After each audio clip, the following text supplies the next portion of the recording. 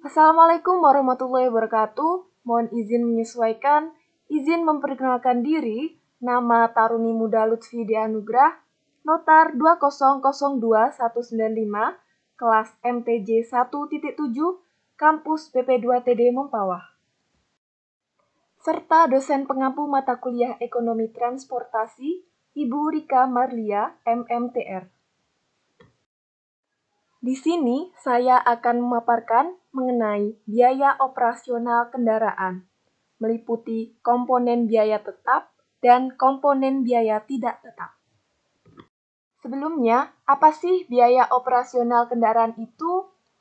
Biaya operasional kendaraan didefinisikan sebagai biaya yang secara ekonomi terjadi dengan dioperasikannya satu kendaraan pada kondisi normal untuk suatu tujuan tertentu.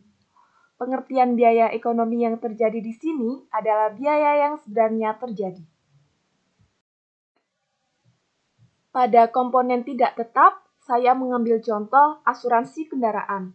Asuransi kendaraan merupakan polis standar yang dikeluarkan oleh Asuransi Asosiasi Umum Indonesia yang digunakan di Indonesia dan dirancang untuk menutup pertanggungan gabungan, yakni 1. Pertanggungan atas kendaraan bermotor itu sendiri, 2. Pertanggungan tanggung jawab hukum terhadap pihak ketiga. Sedangkan menurut para ahli, 1. Definisi menurut Profesor Wirjono Prajodikoro SH menyebutkan bahwa asuransi adalah persetujuan antara pihak pemberi jaminan dan yang dijamin, yang mana pihak yang dijamin akan menerima sejumlah uang sebagai ganti rugi akibat peristiwa yang belum jelas. Yang kedua, menurut Subekti menjelaskan bahwa asuransi adalah bentuk perjanjian yang termasuk dalam perjanjian untung-untungan, yang mana perjanjian tersebut didasarkan pada kejadian yang belum tentu terjadi di masa depan. Kejadian tersebut terjadi atau tidak akan menentukan untung rugi salah satu pihak. Contoh dan jenis asuransi kendaraan. 1. Asuransi all risk. Asuransi all risk atau komprehensif diartikan sebagai jenis asuransi kendaraan yang bisa menjamin segala resiko buruk terhadap mobil Anda, terlebih untuk mobil baru.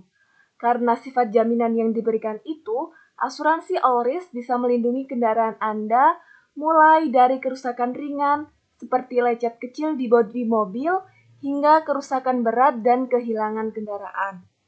Yang kedua, asuransi total loss only atau TLO. Asuransi TLO juga memberikan jaminan keseluruhan bagi mobil. Namun bedanya, klaim yang diberikan dikhususkan bagi mobil yang mengalami kehilangan total.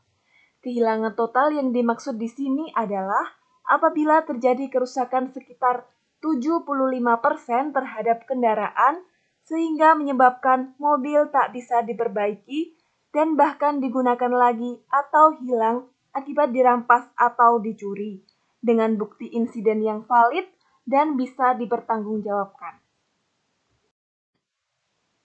Yang ketiga, collision coverage. Asuransi tersebut akan membiayai kerusakan mobil dan bahkan memberikan ganti rugi sesuai harga mobil yang Anda punya. Jadi, bila mengalami kecelakaan yang disebabkan oleh Anda sendiri, Anda bisa mengklaimnya kepada pihak asuransi dan mereka akan memberikan jaminan kendaraan Anda sesuai harga jual mobil. Yang keempat, liability insurance. Tak jauh berbeda dengan produk asuransi collision coverage, liability insurance juga memberikan layanan klaim berdasarkan kasus yang sama dengan collision coverage. Namun bedanya, asuransi ini bisa memberikan jaminan tambahan, meliputi biaya tagihan medis atas cedera yang pengemudi alami. Yang kelima, asuransi personal injury protection. Asuransi ini memberikan perlindungan khusus bagi pengemudi yang mengalami kecelakaan terhadap diri sendiri saat mengendarai mobil. Bahkan, perusahaan asuransi pun bisa memberikan biaya tambahan sebagai kompensasi atas insiden kecelakaan yang menimpa pengemudi dan penumpangnya. Komponen biaya tetap. Di sini saya mengambil contoh biaya suku cadang. Definisi suku cadang adalah komponen dari mesin yang dicadangkan untuk perbaikan atau penggantian bagian kendaraan yang mengalami kerusakan. Sedangkan menurut para ahli, menurut Indrajit, dalam bukunya Manajemen Persediaan menyatakan definisi suku cadang adalah sebagai berikut. Suku cadang adalah suatu alat yang mendukung pengadaan barang untuk keperluan peralatan yang digunakan dalam proses produksi. Faktor yang mempengaruhi besaran biaya suku cadang. Yang pertama, kualitas suku cadang. Yang kedua, keorsinilan suku cadang. Yang ketiga, pemakaian yang berlebihan. Dan yang keempat, permintaan konsumen. Sekian pemaparan yang bisa saya sampaikan. Semoga pemaparan ini bisa bermanfaat bagi kita semua. Mohon maaf apabila ada salah kata. Terima kasih. Wassalamualaikum warahmatullahi wabarakatuh.